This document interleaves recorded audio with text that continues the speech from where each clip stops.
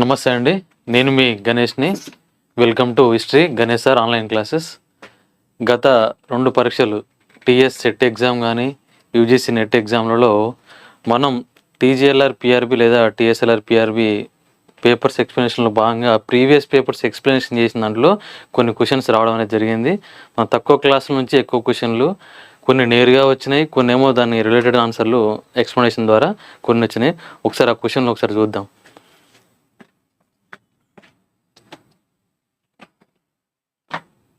చూడండి, మింటో మార్లే సంస్కరణలు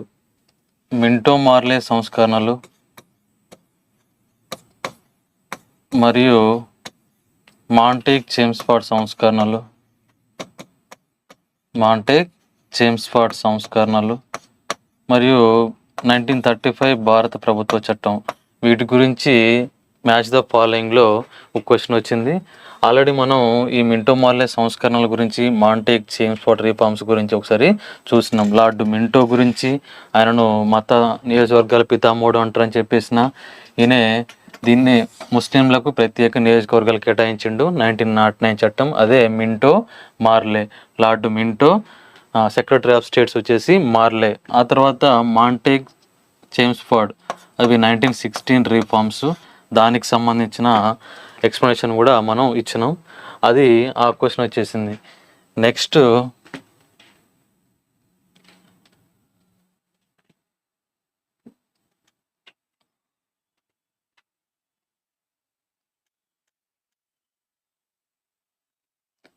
క్వశ్చన్ చూడండి.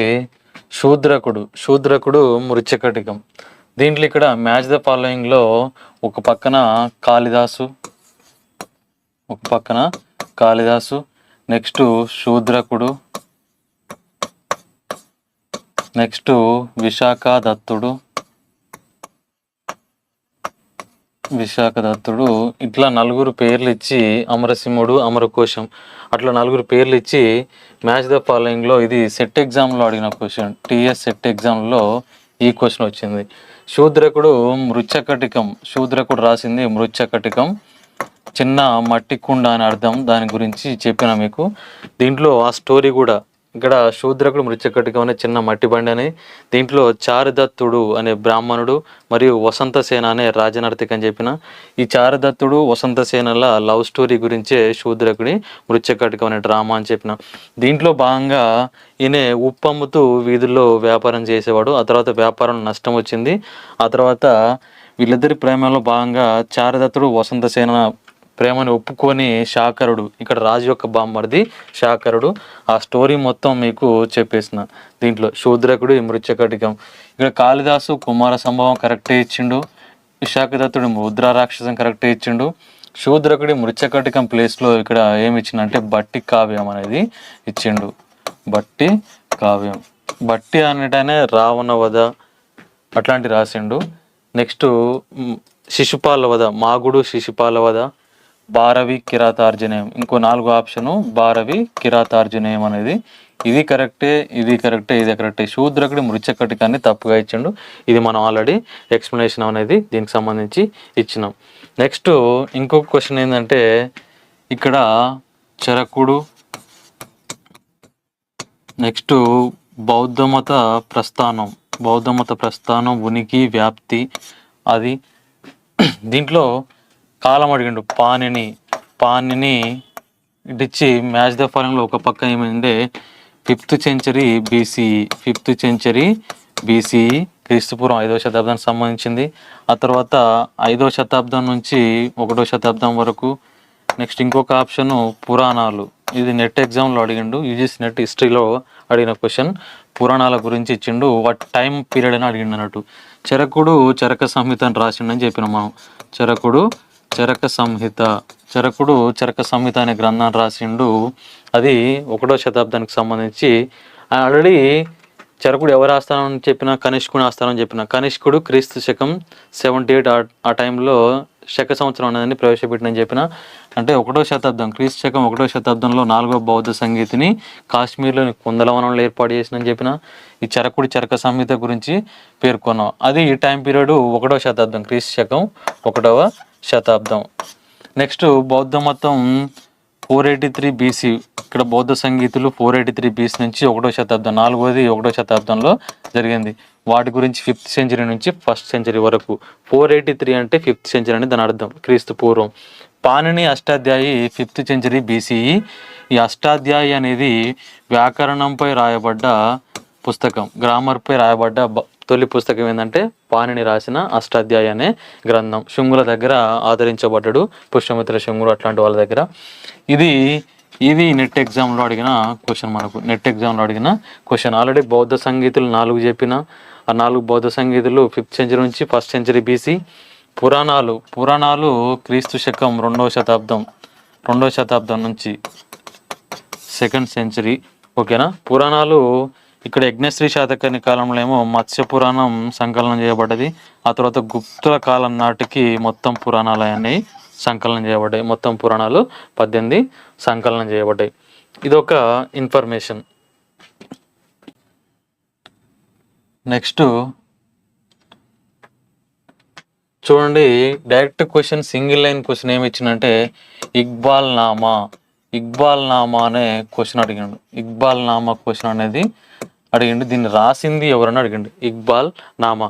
మనం ఇట్లాంటి కన్ఫ్యూజ్ కాకుండా ఉండడానికి మన క్లాస్లో ఏం చేస్తున్నామంటే మొత్తం నామా, షానామా, నెక్స్ట్ చాచ్ నామా, నెక్స్ట్ బహ్మన్ నామా, అక్బర్ నామా, జహంగీర్ నామా, హుమాయూన్ నామా, ఇట్లా మొత్తం నామా పేరుతో ఉన్నాయి. మొత్తం రాసినాను, రాసి వాటి ఆన్సర్లు రాసింది ఎవరో కూడా ఇచ్చిన. షానామా ఫిర్దౌసి, చాచ్నామా అబూబకర్. ఇది సింధు దేశ చరిత్రను తెలుపుతుంది. సింధుపై అరబ్బుల దండయాత్ర గురించి తెలుసుకోవాలంటే మనం చాచ్నామా అనే గ్రంథం గురించి తెలుసుకోవాలి. ఆ తర్వాత జహంగీర్ నామా, బాబర్ నామా, ఇవి స్వీయ చరిత్రలు అని చెప్పిన, వాళ్ళే రాసుకోరని చెప్పిన. పాదుషా నామా అబ్దుల్ హమీద్ లాహోరీ, ఇది షాజహాన్ గురించి రాయబడ్డ పుస్తకం. ఆ తర్వాత అలంగీర్ నామా మహమ్మద్ ఖాజీ రాస్తాడు. ఇంకా ప్లేస్ లేదు. అడిగిన క్వశ్చన్ ఏంటంటే ఇక్బాల్ నామా అనే దాన్ని రాసింది ఎవరంటే ముతమీద్ ఖాన్. ఇక్బాల్ నామా అని రాసింది ముతమీద్ ఖాన్. మనం ఇవన్నీ తెలుసుకుంటే ఎలిమినేషన్ ప్రాసెస్లో కూడా ఈ ఆన్సర్ అనేది చేయొచ్చు. ఓకేనా. ఇది నామాలు, జహంగీర్ నామా, ఇట్లా ఏ విధంగా అయితే నామా ఉన్నాయో ఆల్మోస్ట్ అన్ని పుస్తకాలు మీకు ఒకే దగ్గర ఇచ్చిన. అది నేరుగా యూజీసీ నెట్ ఎగ్జామ్లో అడిగిన క్వశ్చన్. ఇక్బాల్ నామా జహంగిరి ఈ పుస్తకాన్ని రాసింది ఎవరు అడిగిండు, ఆన్సరు ముతమీద్ ఖాన్. వాటికి సంబంధించిన పూర్తి ఇన్ఫర్మేషన్ మన క్లాసులలో మీకు ప్రొవైడ్ చేసిన. నెక్స్ట్ క్వశ్చను సెట్ ఎగ్జామ్లో అడిగిండు, నెక్స్ట్ నెట్ ఎగ్జామ్లో కూడా అడిగిన క్వశ్చన్. ఇది 2 వేరు క్వశ్చన్లు. చూడండి, సెట్ ఎగ్జామ్లో అడిగిన క్వశ్చన్ ఏంటంటే రెండవ పట్టణీకరణగా దేన్ని పేర్కొంటారు అని 4 ఆప్షన్లు ఇచ్చిండు. రెండవ పట్టణీకరణ. మీకు ఆల్రెడీ షోడశ మహాజనపదాలు స్టార్ట్ చేసిన ఫస్ట్ 5 నిమిషాల్లోనే 2 ఆన్సర్లు వచ్చినాయి. చూడండి, ఇక్కడ క్రీస్తు పూర్వం 6వ శతాబ్దాన్ని రెండవ పట్టణీకరణగా పేర్కొంటారని చెప్పిన. ఎందుకంటే అప్పటికి జనపదాలు, మహాజనపదాలని డెవలప్మెంట్ అని, షోడశ మహాజనపదాలని వృద్ధి చెందినాయి అని చెప్పిన. అదేవిధంగా నూతన నగరాలు కూడా ఏర్పడ్డాయి. మళ్ళీ ఈ టైంలోనే దాదాపు 52 మతాలు లేదా 62 మతాలు ఉద్భవించినాయి అని చెప్పేసిన. సో దీన్ని క్రీస్తు పూర్వం 6వ శతాబ్దాన్ని రెండవ పట్టణీకరణగా పేర్కొంటారు. భారతదేశంలో మొదటి పట్టణీకరణ అంటేనేమో ఇండస్ వ్యాలీ సివిలైజేషన్, సింధు నాగరికతను మొదటి పట్టణీకరణగా పేర్కొంటారని ఇక్కడ మెన్షన్ చేసిన ఆల్రెడీ. ఎందుకంటే మొదటి పట్టణీకరణగా సింధు నాగరికతను అంటే చెప్పిన, రెండవ పట్టణీకరణగా క్రీస్తు పూర్వం 6వ శతాబ్దాన్ని. అప్పటికి గాంధార ప్రాంతంలో 1000 BC ఆ టైంలోనే ఇనుము అనేది లభ్యమైంది. తర్వాత 6th సెంచరీ వచ్చే వరకల్లా వ్యవసాయం పనిముట్లు తయారు చేసుకుని ఇనుముతోని. ఆ తర్వాత డెవలప్మెంట్ అనేది జరిగింది, పట్టణాలు వెలసిల్లినాయి. దీన్ని రెండవ పట్టణీకరణగా పేర్కొంటారు. అంటే జనపదాలు, మహాజనపదాలు వృద్ధి చెందినాయి. నెక్స్ట్ ఇనుము లభ్యమై నూతన పట్టణాలను ఏర్పాటు చేసుకోరు, వ్యవసాయం అనేది డెవలప్మెంట్ అయింది. కాబట్టికి వాణిజ్యం కూడా డెవలప్మెంట్ అయింది, రెండవ పట్టణీకరణగా పేర్కొంటారు. అదే మనం చెప్పినాం, అదే ఆప్షన్లు కూడా యాజ్ ఇట్ ఈస్గా రావడం అనేది జరిగింది. ఇంకొక క్వశ్చన్ యూజీసీ నెట్లో అడిగిన క్వశ్చన్ ఏంటంటే షోడశ కర్మలు, 16 కర్మలు, షోడశ కర్మలు అని ఉంటాయి. నేను షోడశ మహాజనపదాలు చెప్పినప్పుడే షోడశ కర్మల గురించి, అంటే 16కు సంబంధించి 16 మహాజనపదాలు, 16 కర్మలు, 16వ ఆర్టికల్ గురించి కూడా ఎక్స్ప్లెయిన్ చేసిన. విద్యా ఉద్యోగాల రిజర్వేషన్కి సంబంధించి 16వ ఆర్టికల్ అని, వాటి గురించి పేర్కొన్న పుస్తకాల గురించి కూడా ఇచ్చిన. ఓకే, ఇక్కడ మనిషి పుట్టుక నుంచి మరణం వరకు గృహస్థ ధర్మాలు ఉంటాయి. వీటిని గృహసూత్ర లేదా ధర్మసూత్ర అంటారు. అవి 16 కర్మలను పాటించాలి. అవి పుట్టడానికి ముందు కూడా గర్భధారణ కాంచి లాస్ట్ అంత్యేష్టి.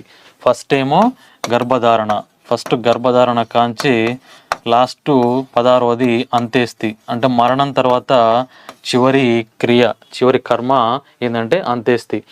గర్భధారణ, పుంసవన, సీమంతోనయనం, నెక్స్ట్ చూడకర్మ, కేశఖండన, విద్యారంభ, ఉపనయనం, వివాహం, ఇట్లా మొత్తం 16 సంస్కారాలు ఉంటాయి.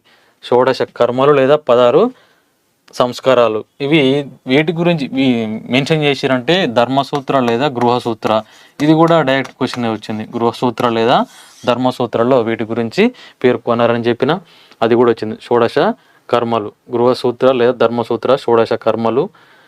ఇక్కడనేమో 16 మహాజనపదాలు, 16వ ఆర్టికల్ గురించి కూడా మీకు ఎక్స్ప్లెయిన్ చేసిన. ఇంకొక క్వశ్చను యూజీసీ నెట్ ఎగ్జామ్లో అడిగిన క్వశ్చన్ ఏంటంటే మహావత్తు అనే గ్రంథం గురించి అడిగిండు. నేను ఆల్రెడీ ఈ గ్రంథం గురించి చెప్పిన. ఇది మిశ్రమ భాషలో రాయబడ్డదని సంస్కృత్ మరియు ప్రాకృతంలో రాయబడ్డదని చెప్పిన మహావత్తు గ్రంథం. ఇది కోడ్ ఆఫ్ కండక్ట్ వినయపీఠికను బేస్ చేసుకుని ఈ గ్రంథం రాయబడ్డదని చెప్పిన. ఆ తర్వాత మిశ్రమ భాషగా దీన్ని, అదేవిధంగా ఇది కనిష్కుని కాలం నాటి లేదా కుషాన్ల కాలం నాటి సాంఘిక పరిస్థితులను గురించి మరియు కన్యాశుల్కం గురించి కూడా పేర్కొన్నదని చెప్పిన. మళ్ళీ కన్యాశుల్కం అంటే గురజాడ అప్పారావు గురించి ఆ ఇన్ఫర్మేషన్ కూడా మీకు ఇచ్చిన. మళ్ళీ మిలింద పనహ అనే గ్రంథం కూడా కుషాన్ల కాలం నాటి సాంఘిక పరిస్థితుల గురించి, వ్యభిచారం గురించి పేర్కొన్న గ్రంథాలని చెప్పిన. ఈ క్వశ్చన్ కూడా యూజీసీ నెట్ ఎగ్జామ్లో వచ్చింది.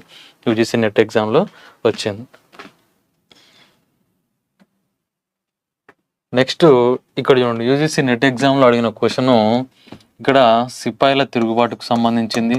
సిపాయిల తిరుగుబాటు అడిగిండు. నెక్స్ట్ బిల్ల తిరుగుబాటు అడిగిండు. నెక్స్ట్ సంతాల్ తిరుగుబాటు.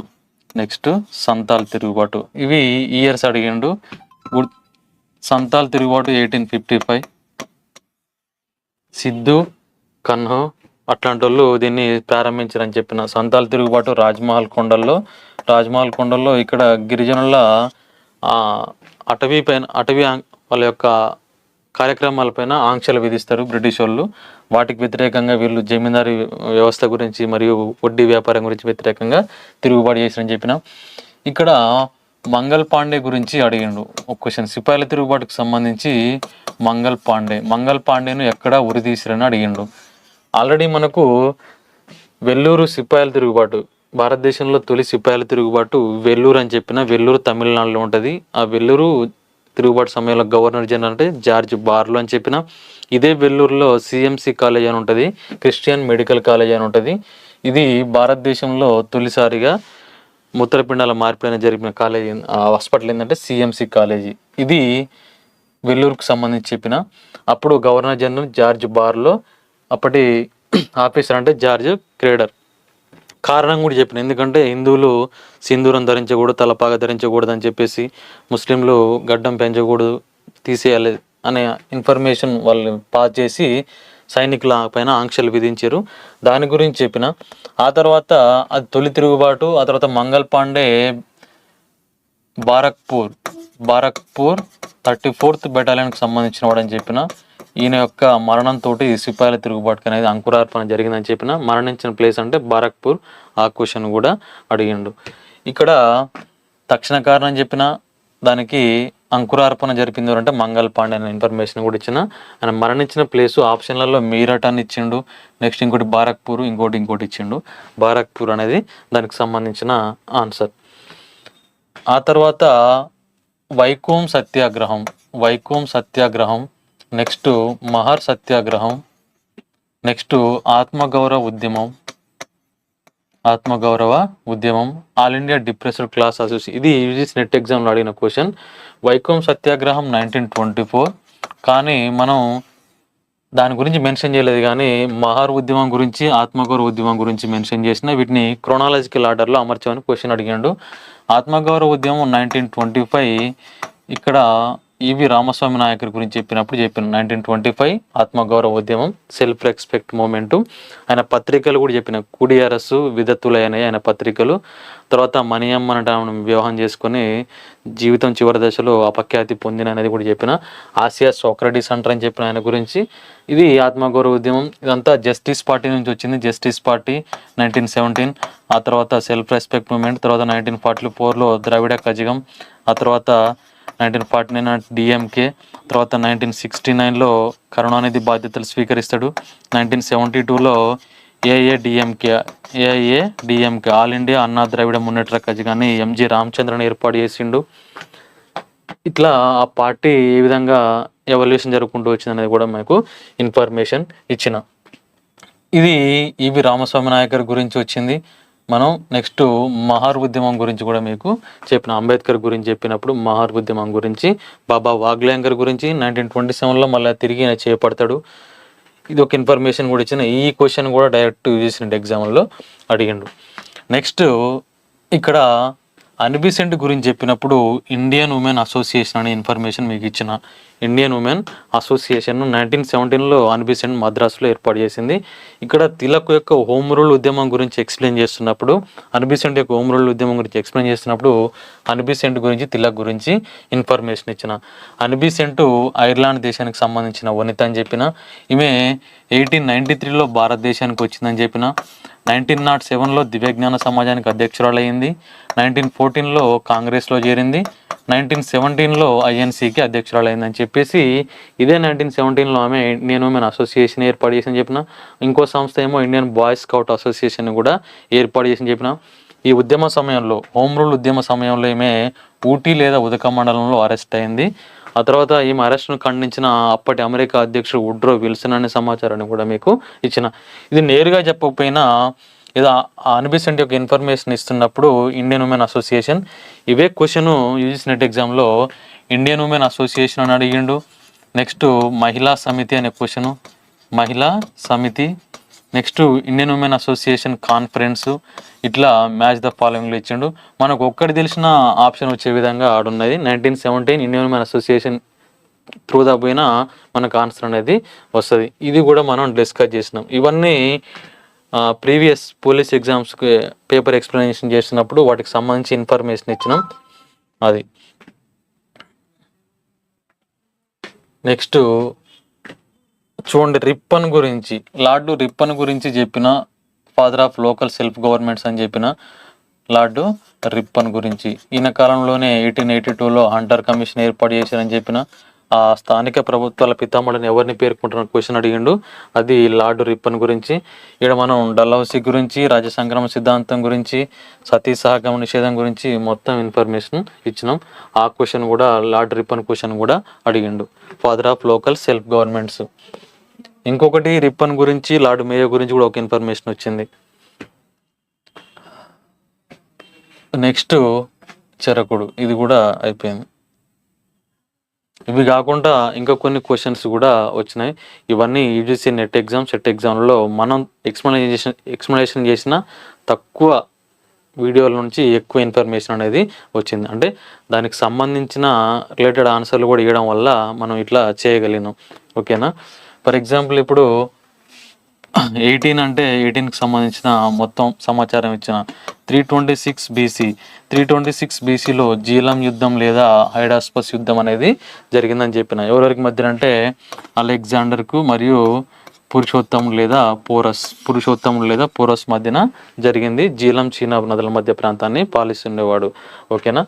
ఇక్కడ 326 తర్వాత మళ్ళీ మీకు ఇదే 326 ఆర్టికల్ ఉంటుంది, వయోజన ఓటు హక్కు గురించి పేర్కొంటుందని చెప్పిన. వయోజన ఓటు హక్కు గురించి పేర్కొంటుందని ఇన్ఫర్మేషన్ కూడా ఇచ్చిన. అంటే మనం తక్కువ వీడియోస్ ఎక్స్ప్లెయిన్ చేసినాం, దాంట్లోంచి కూడా ఎక్కువ మార్క్స్ అనేవి యూజీసీ నెట్ సెట్ ఎగ్జామ్స్కి కవర్ అయినాయి. ఓకేనా? ఇక్కడ నుంచి మన యాప్ నుంచి హిస్టరీ గణేశర్ ఆన్లైన్ క్లాసెస్ నుంచి మనం టీఎస్ సంబంధించి ఎస్ఐ కానిస్టేబుల్